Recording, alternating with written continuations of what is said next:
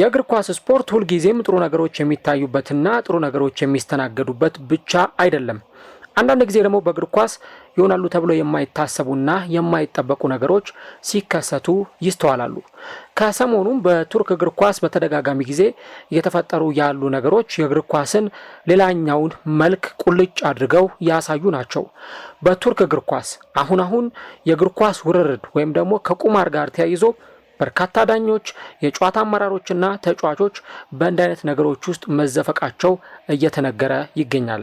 ከጥቂት ቀናት በፊትም የቱርክ እግር ኳስ ማህበር 1024 የሚጠጉ ተጫዋቾችን ከእግር ኳስ ማገዱ በይፋ ተገልጿል። የቱርክ እግር ኳስ ወዴት እያመራ ነው? የእግር ኳስን መልክ የሚያጠለሸው ይህ የእግር ኳስ ውርርድ ወይም ቤቲንግ የተባለውስ ነገር ምንድን ነው? ከዚህ ነገር በስተጀርባስ ያሉት መሪ ተዋናዮች እነማን ናቸው የሚለውን እስከ ቪዲዮ መጨረሻ ድረስ አብራችሁን ከቆያችሁ የምንነግራችሁ ይሆናል። ሰላም ጤና ይስጥልን። የተወደዳችሁና የተከበራችሁ ውድ ቻናላችን ተከታታዮች እንዴት ናችሁልን? እግዚአብሔር ይመስገን እኔ በጣም ደህና ነኝ። የምትገኙት አራዳ ሜዳ ኦፊሻል ዩቲዩብ ገጻችን ላይ ነው። ለቻናሉ አዲስ ከሆናችሁ የዩቲዩብ ገጹን ሰብስክራይብ በማድረግና የሮል ምልክቷን በመጫን የቻናላችን ቤተሰቦች እንድትሆኑ የአክብሮት ግብዣችን ነው። እንዲሁ ደግሞ ቪዲዮውን ስትጀምሩ ዩቲዩብ ፕሮግራሙን ለብዙዎች እንዲያደርሰው ላይክ እያደረጋችሁ መጀመራችሁን አያስታውሱ። የአራዳ ሜዳ ኮሜንታተር ተስፋ ወርቅ ሉል ሰገድ አብሬያችሁ ቆይታ አደርጋለሁ። እንግዲህ የቱርክ እግር ኳስን በተመለከተ ከሰሞኑ እየወጡ ያሉ መረጃዎች እጅግ በጣም የሚያስገርሙ አለፍ ሲልም ደግሞ የሚያስደነግጡና ብዙሃኑን ደግሞ እያነጋገሩ የሚገኙ ርዕሰ ጉዳዮች ናቸው። ከቀናት በፊት የተሰማው ዜና ተጫዋቾችን የተመለከተ ቢሆንም ከዛ በፊት ግን ደግሞ የቱርክ እግር ኳስን በተመለከተ መጥፎ ሪፖርት ነበር የወጣው። በቱርክ እግር ኳስ ሊግ ውስጥ የሚዳኙ የጨዋታ ዳኞች ኢቨን የጨዋታ አመራሮች በእግር ኳስ ውርርድ ወይም ደግሞ ቤቲንግ ላይ እኔ ቁማር ብዬ ነው መጠራው እዛ ውስጥ እንደሚሳተፉ ነበረ የቱርክ እግር ኳስ ማህበር ያስታወቀው። በርካታ ዳኞች እዚህ ውስጥ እንደተሳተፉ መረጃውን አግኝቻለሁ ብሎ ያንን መረጃ ይፋ አደረገ ማለት ነው። ታዲያ በጣም በሚገርማችሁ ሁኔታ ከጥቂት ቀናት በፊት ደግሞ የዳኞቹ ሲገርመን ጭራሽ ተጫዋቾቹም እንደዚህ አይነት ነገር ላይ እየተሳተፉ እንዳሉ የቱርክ እግር ኳስ ማህበር አደረኩት ባለው ምርመራ መሰረት ኢንቨስቲጌሽን መሰረት 1024 የሚጠጉ የእግር ኳስ ተጫዋቾች በዚህ የእግር ኳስ ውርርድ ወይም ደግሞ ቁማር ላይ ሲሳተፉ አግኝቻለሁ የሚል ሪፖርት ነበር ይፋ ያደረገው። እና የሚገርመው ደግሞ የቱርክ እግር ኳስ ፌዴሬሽን እነዚህን በዚህ የቤቲንግ ተግባር ላይ የተሳተፉ ተጫዋቾችን ስም ዝርዝር በይፋ ነው ከነሚጫወቱበት ክለብ ስማቸውን ይፋ ያደረገው። እና በጋላታ ሳራይ፣ በቤሲክታሽ፣ በትራብዞን ስፖር የሚጫወቱ ተጫዋቾች ሳይቀሩ እዚህ አይነት ተግባር ውስጥ መገኘታቸው ነው የተረጋገጠው። እንግዲህ ትልልቅ የሚባሉ ክለቦች ናቸው እነ ጋላታ ሳራይም፣ እነ ትራብዞን ስፖር፣ እነ ቤሲክታሽም። የቱርክ እግር ኳስ ፌዴሬሽን ይህንን ነገር ሲያስታውቅ ፌነርባቼ ግን እዚሁ ነገር ውስጥ እንደሌለበት ወይም የፌነርባቼ ተጫዋቾች እዚህ ነገር ውስጥ እንደሌሉበት ማረጋገጫ ተሰጥቷል። ግን ከ1000 በላይ የሚሆኑ ተጫዋቾች በዚህ ነገር ውስጥ መገኘታቸው እጅግ በጣም ብዙዎችን ያነጋገረና ያስገረመ ነበር። ነገሩን በእርግጥ ወደ ኋላ መለስ ብለንም ብናየው ከሆኑ ነገሮች ጋር የምናገጣጥማቸው ምስሎችን ሊሰጠን ይችላል። ምክንያቱም ከአንድ ዓመት በፊት የተፈጠረውን አንድ ክስተት እዚህ ጋር ለአብነት ወይም ለምሳሌ ማንሳት ተገቢ ይሆናል። በቱርክ ሱፐር ሊግ እንግዲህ የሆነው ከአንድ ዓመት በፊት ነው። በ11ኛ ሳምንት መርሃ ግብር ፌነርባቼ ከትራብዞን ስፖር ጨዋታቸውን ያከናውኑ ነበር። እዛ ጨዋታ ላይ ፌነርባቼዎች አምራባት ባስቆጠራት ሶፊያን አምራባት ባስቆጠራት የመጨረሻ ደቂቃ ግብ ታግዘው ጨዋታው 3-2 በሆነ ውጤት ነበር የተጠናቀቀው። ነገር ግን ይህ ጨዋታ ካበቃ በኋላ ጆዜ ሞሪኖ የወቅቱ የፌነርባቼ አሰልጣኝ አሁን ቤኔፊካን እያሰለጠኑ ይገኛሉ። እሳቸው አንድ መራራ ሀቅን ነበር የተናገሩት። ዳኛው ከዚህ በኋላ የእኛን ጨዋታ እንዲዳኝና ቫር ላይ እንዲመደብ አንፈልግም። ወደዚህ ከመምጣቴ በፊት የፌነርባቼ ኃላፊዎችን አነጋግሬ ነበር። በእነርሱ በጣም ተበሳጭቻለሁ። ምክንያቱም የነገሩኝ ግማሹን ነገር ወይም ግማሹን እውነታ ብቻ ነው። ምናልባት ስለ ቱርክ እግር ኳስ ሙሉ ለሙሉ መረጃውን ቢነግሩኝ ኖሮ ወደዚህ ሊግ በፍጹም አልመጣም ነበር ሲሉ ነበር እሳቸው አስተያየታቸውን የሰጡት። ይሄ እንግዲህ ምናልባት ጆዜ ሞሪኖ ስለ ዳኝነቱ ብዙ ጊዜ ኮምፕሌን ስለሚያቀርቡ ወይ ደግሞ ስለ ዳኝነቱ አንዳንድ ጊዜ የሚሰጧቸው ሀሳቦች ኢቨን ስለ ማንኛውም ነገር የሚሰጧቸው አስተያየቶች ትንሽ ኮስተር ያሉ ስለሆኑ ምናልባትም እሳቸው ልማዳቸው ነው ተብሎ ሊጠቀስ ይችላል። ነገር ግን እሳቸው ይህን ነገር የተናገሩት ያለ ምክንያት አልነበረም እና ይሄ ዳኛ ከዚህ በኋላ ቫር ላይ እንዲመደብ አንፈልግም በፍጹም የሚል አስተያየታቸውን መስጠታቸው የሆኑ ሀሳቦች አሁን ላይ እየተነሱ በመጡ ቁጥር ከዛኛው ሀሳብ ጋር እንድናገጣጥመው እድል የሚሰጠን ነው። እሳቸው የፌነርባቼ ሰዎች በትክክል እየተፈጠረ ያለውን ነገር ወይም የቱርክ እግር ኳስን ነገር ለእኔ በስነ ስርዓት ቢነግሩኝ ኖሮ እዚሁ ሊግ ውስጥ በፍጹም አልመጣም ነበር የሚል ሀሳባቸውን ነው የሰጡት። አሁን የቱርክ እግር ኳስ ወደ ለየለት እጅግ በጣም ዘግናኝ ወደ ሆነ ተግባር ነው እየደረሰ የሚገኝ። የእግር ኳስ ውርርድ ወይም ደግሞ ቤቲንግ ላይ ተጫዋቾች የተሳተፉ መምጣታቸው የቱርክ እግር ኳስን ጥላሸት እየቀባው እየመጣ ነው። ከዚያ በፊት አንድ ፕሮግራም ሰርቼ ነበር። ምናልባት ወደ ቪዲዮ መጨረሻ ላይ ፈጣሪ ከፈቀደ ታጋረግላችኋለሁ። የካልቾፖሊ ቅሌትን በተመለከተ በእግር ኳስ ብዙ አይነት ትርምሶችን ብዙ አይነት ቅሌቶችን ተመልክተናል። እኔ ከታዩ የእግር ኳስ ቅሌቶች መካከል ግን የካልቾፖሊ ቅሌትን የሚደርስበት የለም።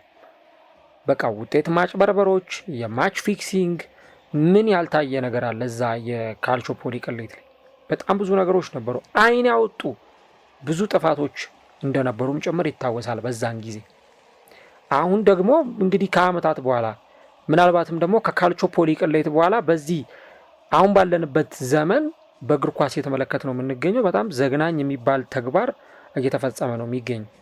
እንደምታውቁት ነው አሁን እንግዲህ የቤቲንግ ኢንዱስትሪ ወይ ደግሞ የእግር ኳስ ውርርድ ኢንዱስትሪ እግር ኳሱን በደንብ እየተቆጣጠረው ይገኛል እና ያን ነገር አታድርጉ ብሎ መናገርም አሁን እንደ ሞኝ የሚያስቆጥርበት ጊዜ ላይ ነው የተደረሰው። እና ደግሞ የሚገርመው እዚህ ነገር ውስጥ ኖርማል የእግር ኳስ ተመልካቾች ብቻም አይደለም የሚሳተፉት። ያው እግር ኳስ ተመልካቾች በተለይ ከ18 ዓመት በላይ የሆኑት እዚህ ነገር ላይ እንሳተፋለን ብለው ካሉ ወይ ደግሞ እዚህ ነገር ላይ ለመሳተፍ ፍላጎት ካላቸው ያው ማንኛውም ሰው ነጻ ፈቃዱን የማድረግ መብት ስላለው በእምነትም በዓለማዊ ሕግም ብታዩት ነጻ መብት ስላለው ያን ነገር ሊያደርገው ይችላል።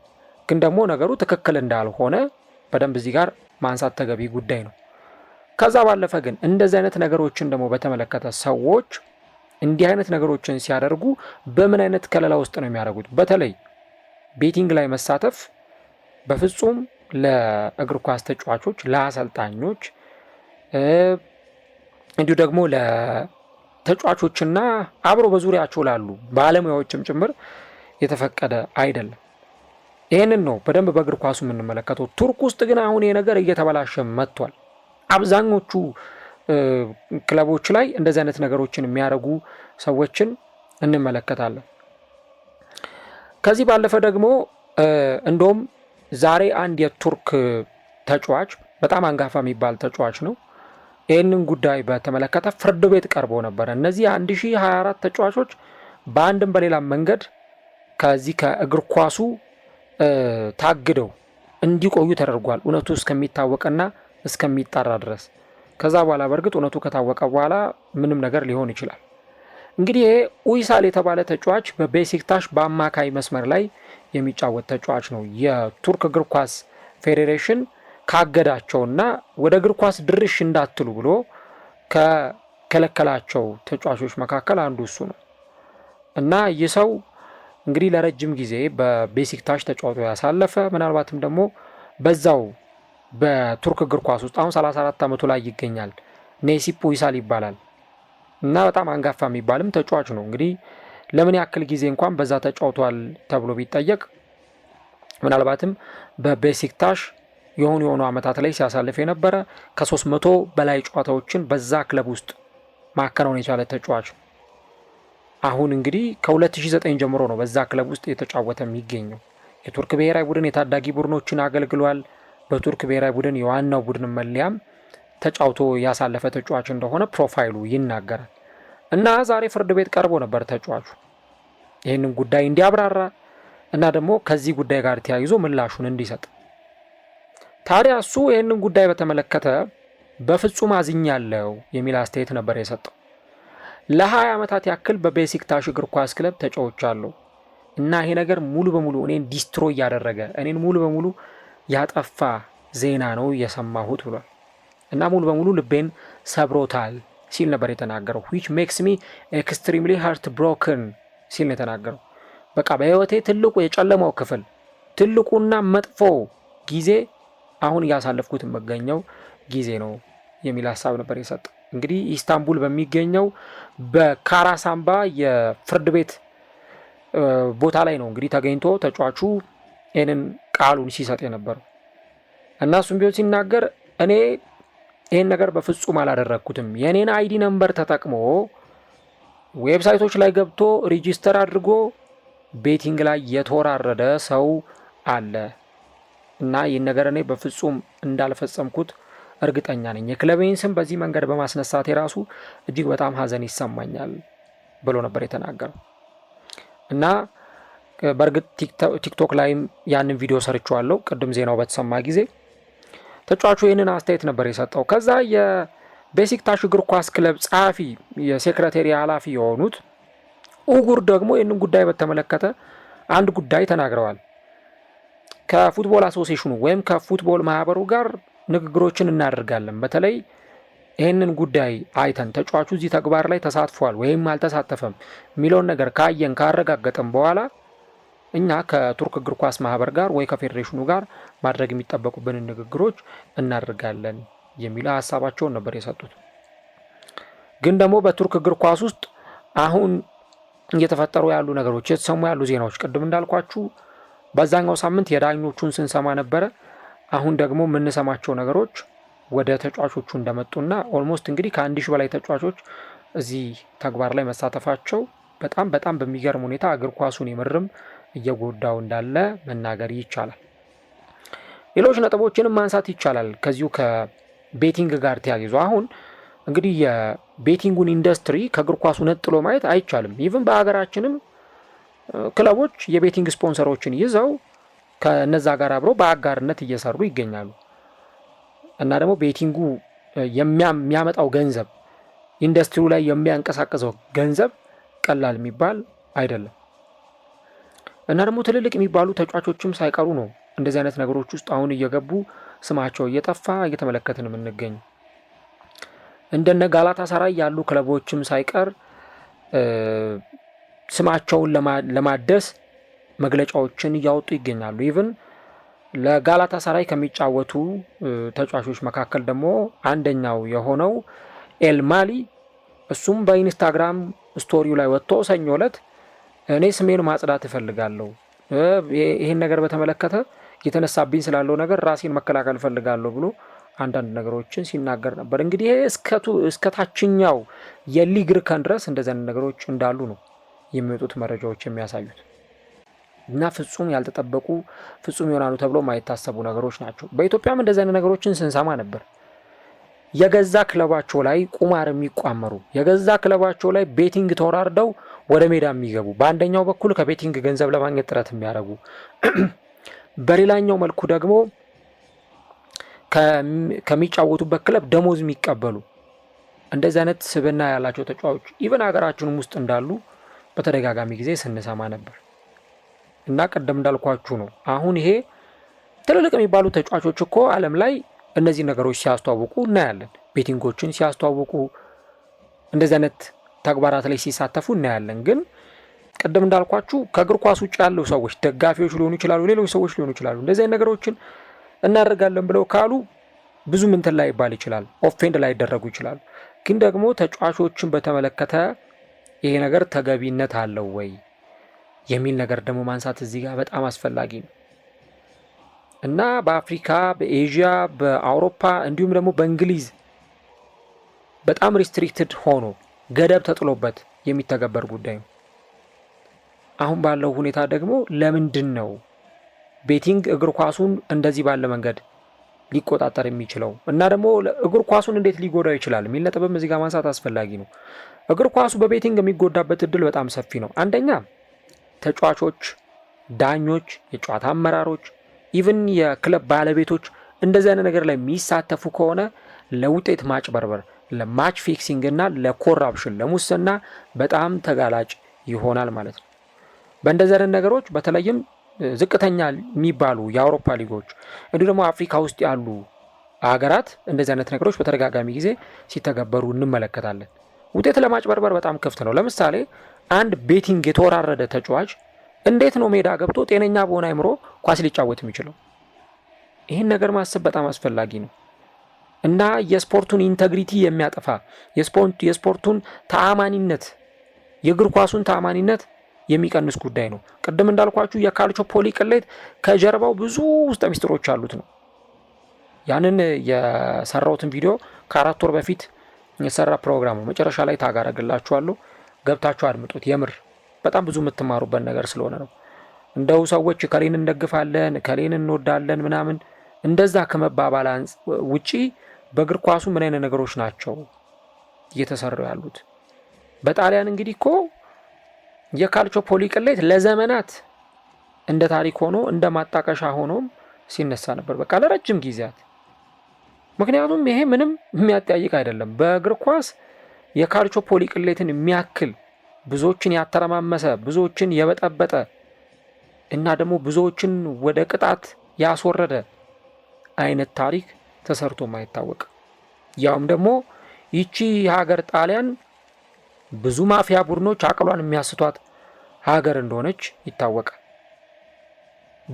በግልጽ ሜዳ ላይ ዳኞች ውጤት ሲያጭበረብሩ ይታይ ነበር። እንግዲህ አሁን በቱርክ እግር ኳስ ዳኞች ቤቲንግ ላይ የተሳተፉ መሆኑ ነው የተነገረው። እንግዲህ እነዚህ ዳኞች አሁን የሚዳኙት ጨዋታ ምን ያክል ፌር ነው ተብሎ ራሱ ሊታሰብ ይችላል። ምን ያክል በጥሩ ሁኔታ ዳኞች ሜዳ ላይ የሚዳኙበት በተአማኒነት ታማኝ ሆነው ለስራቸው ለሙያቸው ክብር ሰጥተው የሚዳኙበት ዳኝነት ሊሆን ይችላል ተብሎ ይታሰባል። ያ ነው ትልቁ ነገር። እነ ዩቬንቱስ ወደ ሴሪቢ እንዲወርዱ ተደርገው ነበር ከውጤት ማጭበርበር ከማች ፊክሲንግ ጋር ተያይዞ። ይሄ አንዱ እግር ኳስን የሚጎዳበት ነገር ነው። ሌላው ሁለተኛው የእግር ኳስ ውርርድ ወይም ቤቲንግ ምንለው ቁማር ምንለው ነገር ተጫዋቾችንና የስታፍ አባላትን ጫና ውስጥ የሚከት ነገር ነው። ከዚህ በፊት የሰማናቸው በጣም ብዙ ዜናዎች ነበሩ። ሻምፒዮንሺፕ ላይ የሚጫወቱ እንግሊዝ ውስጥ ነው ማወራችሁ፣ ሻምፒዮንሺፕ የሆነ ደረጃ ላይ የሚጫወቱ ተጫዋቾች እንደዚህ አይነት ነገር ውስጥ ተሳትፈዋል፣ እንደዚህ አይነት ነገር ውስጥ ተገኝተዋል ተብሎ ከዛ በኋላ ምን አይነት ስትረስ ውስጥ ሲገቡ እንደነበር በጣም ሪስክ አለው። ተጫዋቾችን ራስን ወደ ማጥፋት ደረጃ ሊገፋፋ ይችላል እና እንደዚህ አይነት ተጫዋቾች ደግሞ ሜዳ ላይ ጥሩ ፐርፎርም ከማድረግ ይቆጠባሉ እየቻሉም እንኳን፣ ምክንያቱም ያንን ቤቲንግ ስለሚያስቡ ማለት ነው። ይሄ ሁለተኛው ነገር ነው። ሶስተኛው ደጋፊዎች ላይ የሚያሳድረው ጫና እና ደግሞ የእግር ኳስ ተመልካቹ ቤተሰብ ላይ የሚፈጥረው የጋምብሊንግ አዲክሽን ወይ ደግሞ የቁማር ሱስ በጣም ከፍተኛ ነው። ኢቭን አሁን እነዚህ ቤቲንግ ድርጅቶችም ሲያስተዋውቁ ከ18 ዓመት በታች የሆኑ ሰዎች እዛ ቤቲንግ ኢንዱስትሪ ላይ እንዲሳተፉ አይፈለግም። ግን ደግሞ በጣም አሁን ወጣት በሚባሉ ሰዎች ሳይቀር ታዳጊዎች በሚባሉ ሰዎች ሳይቀር እንደዚህ አይነት ነገሮች ይዘወተራሉ። አሁን ቅድም ያልኳችሁ ተጫዋች እኔ ይህንን ድርጊት አልፈጸምኩም፣ ይሄንን ነገር አላደረግኩም፣ የኔን ዩዘር ነምበር ወይ አይዲ ነምበር ተጠቅሞ ይሄንን ነገር ያደረገ ሰው አለ ብሎ ሲናገር ነበር። እና አሁን እነዚህ አይነት ነገሮች በአንድ ጊዜ የእግር ኳስ ኬሪየርን እንደሚያበላሹት ሁሉ ወደ ደጋፊዎችም ደግሞ ስትመጡ ምናልባት ታዳጊ የሚባሉ ሰዎች የሌሎችን ሰዎች አካውንት ነምበር እየተጠቀሙ ወደዚህ አይነት አዲክሽን ሊገቡ ይችላሉ። ያ ደግሞ የገንዘብ ችግር ያመጣል። ምክንያቱም ላልተፈለገ እዳ ነው የሚዳርጋቸው።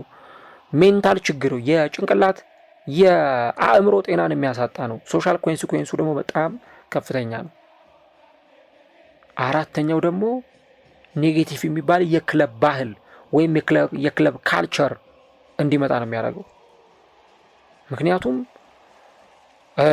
የቤቲንግ ስፖንሰሮች ከክለቦች ጋር አብረው በሚሰሩበት ጊዜ የጥቅም ግጭት ሊያስነሳ ይችላል፣ ወይ ኮንፍሊክት ኦፍ ኢንተረስትስ ሊያስነሳ ይችላል። ምክንያቱም ክለቦች በተዘዋዋሪም ቢሆን ሌሎች ደግሞ የቤቲንግ ካምፓኒዎችን ስፖንሰር አድርገው ሊጠቀሙ ይችላሉ። እንዲህ አይነት ሁኔታዎች እጅግ በጣም ከባድ የሆኑና የክለቡን ስም የሚያጠለሹ ከክለቡ ጋር ብዙ ጥያቄ የሚነሳባቸው ሊሆኑ ይችላሉ። አሁን እስቲ እንደው ክለቦች የሚለብሷቸውን ማሊያዎች ተመልከቱ። አብዛኞቹ የቤቲንግ ስፖንሰር ነው ያላቸው ብዙዎቹን። ከዚህ በፊት የነበሩትንም ብታዩ አሁን እና አስቶን ቪላን ብትመለከቱ፣ ከዛ ቀደም ነው ዌስትሃም ሌሎቹ ክለቦች እንግሊዝ ውስጥ ያሉት እንደዚህ አይነት ስፖንሰሮችን የሚጠቀሙ ናቸው። ከዛ ደግሞ መጨረሻ ላይ የሚነሳው የዝቅተኛ ሊጎችን ተአማኒነት የሚቀንስ ይሆናል። ምክንያቱም አሁን እነዚህ ትንንሽ የምትሏቸው ሊጎች የገንዘብ ችግርም ሊኖርባቸው ስለሚችል ቤቲንጉ የሚያመጣውን ገንዘብ ለመቀበል ሲሉ ያንን ነገር ሊስማሙ ይችላሉ። ግን ተአማኒነታቸውን የሚቀንስ ተአማኒነታቸውን የሚያጠፋ ነገር ደግሞ ሆኖ ይገኛል ማለት ነው። ስለዚህ የዚህ ቤቲንግ ኢንዱስትሪው ላይ ቅድም እንዳልኩት ተጫዋቾች የሚሳተፉ ከሆነ፣ አሰልጣኞች የሚሳተፉ ከሆነ፣ ዳኞች የሚሳተፉ ከሆነ እግር ኳሱ ከዛ በኋላ በምን መልክ ነው ሊደረግ የሚችለው? በምን ታማኝነት፣ በምን ፌርነስ ይደረጋል? ይሄ ነው ትልቁ ጥያቄ የሚሆነው። እና አሁን ቱርክ እየተበጠበጠች የምትገኘው በእንደዚህ አይነቱ ታሪክ ነው፣ በእንደዚህ አይነቱ ነገር ነው። የቱርክ እግር ኳስ ወዲያውኑ ነው ኢሚዲየትሊ እርምጃ የወሰደው እነዚህን ተጫዋቾች ያገደው። እነርሱ ፈልገው የሚያደርጉት በእነሱ አይዲ ነምበር ሌላም ሰው ይጠቀም፣ ይሄ የቱርክ እግር ኳስ ፌዴሬሽን ወይም የእግር ኳስ ማህበሩ ጉዳይ አይደለም። ደግሞ የሚገርመው ሀገራት እንደዚህ አይነት ነገር ውስጥ ከገቡ ከዛ በኋላ ለመውጣት እግር ኳሳቸውን ለማዳን በጣም ይቸገራሉ። ጣሊያን እንግዲህ 2006 ላይ የዓለም ዋንጫን አሸነፈች። እዛ ነው አካባቢ ነበር የካልቾፖሊ ቅሌት የነበረው። ከዛ በኋላ ለአመታት እግር ኳሷን ለማንሳት በተለይ ብሔራዊ ቡድኑን ውጤታማ ለማድረግ ብዙ መከራ ሲታይ ነበር። 2010 የዓለም ዋንጫ ላይ ከምድቡ የሚወርቅ ብሔራዊ ቡድን ነበር የጣሊያን ብሔራዊ ቡድን። 2012 የአውሮፓ ዋንጫ ፍጻሜ ደርሶ የተሸነፈ ቡድን ነው። ከእንደገና ደግሞ በ2014 የዓለም ዋንጫ ላይ የጣሊያን ብሔራዊ ቡድን የት ነበር? 2018 ከነጨራሹ የዓለም ዋንጫ ላይ ያልነበረ ብሔራዊ ቡድን እና ለረጅም ጊዜ ሀገራትን በእግር ኳስ አንገት የሚያስደፋ ነገር ነው። አሁን ቱርክ ደፋ ቀና እያለች በምትገኝበት እግር ኳሷን መስመር ለማስያዝ እግር ኳሷን የተሻለ ውጤታማነት ደረጃ ላይ ለማድረስ ደፋ ቀና እያለች በምትገኝበት በዚህ ጊዜ እንደዚህ አይነት ትርምስ ውስጥ መግባቷ እጅግ በጣም የሚያስገርም ነው። ደግሞ የሚገርመው የትልልቅ ክለቦች ተጫዋቾች ቅድም ያልኳችሁ የነ ጋላታሳራይ የነ ቤሲክታሽ ተጫዋቾች እዚህ ውስጥ መግባታቸው እና ቅድም እንዳልኩት ነው የቱርክ እግር ኳስ ፌዴሬሽን ምንም ሄዚቴሽን አላደረገም ለዚህ ጉዳይ። ከሌ የሚባሉ ተጫዋቾች ከዚህ ክለብ የሚጫወቱ ተጫዋቾች እዚህ ድርጊት ላይ የተሳተፉ ናቸው ብለው ስም ዝርዝራቸውን ነው በአደባባይ ይፋ ያደረጉት። እና አስቡት ከዛ በኋላ የሚፈጥረው ነገር ራሱ ሜንታሊ የሚኖራቸው አስተሳሰብ ራሱ ልክ ይሆናል ወይ? እና አሁን እነዚህ ተጫዋቾች ፍርድ ቤት እየቀረቡ ከዚህ በኋላም በሚመጡት ቀናት ስማቸውን ማጥራት ይጠበቅባቸዋል። እኔ እኮ አልሰራውም ይሄን ነገር ይኸው ማስረጃ እያሉ ማቅረብ ይኖርባቸዋል። አለበለዚያ ቅጣቱ እጅግ በጣም የከፋና መጥፎ ነው የሚሆነው። እና ምናልባትም በውጭ ሀገር ያለው ህግ የቤቲንጉም ህግ ሌሎች ሰዎች እንዲጫወቱ ወይም ደግሞ ያንን እዛ ነገር ላይ እንዲሳተፉ ነገር ግን ኃላፊነት ተሰምቷቸው እንዲያደርጉት፣ ምክንያቱም የብር ጉዳይ ነውና የገንዘብ ጉዳይ ነውና እነሱም መተው ስለማይፈልጉ ሊሉ የሚችሉት በኃላፊነት ወይም በጥንቃቄ እዚህ ነገር ላይ ተሳተፉ ነው። ምክንያቱም የገንዘብ ጉዳይ ነው። የገንዘብ ጉዳይ ደግሞ እነሱ ወደ ኋላ የሚሉበት ነገር አይደለም። ግን ለተጫዋቾች፣ ለአሰልጣኞች፣ ለዳኞች፣ ለጨዋታ አመራሮች በቃ ክለብ ውስጥ ኢንቮልቭ ለሚያደርጉ ሰዎች በፍጹም የተፈቀደ ነገር አይደለም። እንግዲህ ቀጣዩ ነገር ምን ይሆናል? እስቲ እናንተስ ምን ሀሳብ አላችሁ? በተለይ ከዚህ ከቤቲንግ ጋር ተያይዞ ከተጫዋቾች ጋር ተያይዞ ምን አይነት ሀሳብ አላችሁ? ኮሜንት ላይ የገባችሁ ሀሳቦቻችሁ ልጽፉልን ትችላላችሁ። የቱርክ እግር ኳስ ግን አሁን ወደማይወጣው ማጥ ውስጥ እየተዘፈቀ ይገኛል። ለዛ ነው ፌዴሬሽኑም የእግር ኳስ ማህበሩም ከፍተኛ ጥረት በማድረግ ከዚህ ነገር ለመውጣት እየታገሉ የሚገኙት። ምን ያክል ይሳካላቸዋል? ምን ያክል ከዚህ ነገር ራሳቸውን ለማውጣት እስከሚችሉት ጥግ ድረስ ይጓዛሉ የሚለውን አብረን እናያለን። እንግዲህ በዚህ ነገር ውስጥ መረዳት የሚቻለው እንክርዳዱና ስንዴው ሊቀላቀል ይችላል። ጥፋት ያጠፉም ጥፋት ያላጠፉም ተጫዋቾች አንድ ላይ ተጨፍልቀው ተቃተው ይሆናል። ያንን ነገር መለየት ግን የቱርክ እግር ኳስ ፌዴሬሽን ቀጣዩ ስራ ይሆናል ማለት ነው። ያንን ነገር ግን በጊዜ መላክ አላበጁለት የቱርክ እግር ኳስ አይናችን እያየ ወደ ቁልቁለት መንገድ ውስጥ ወደ ማጥ ውስጥ የሚገባ ስለመሆኑ ያለምንም ጥርጥር መናገር ይቻላል።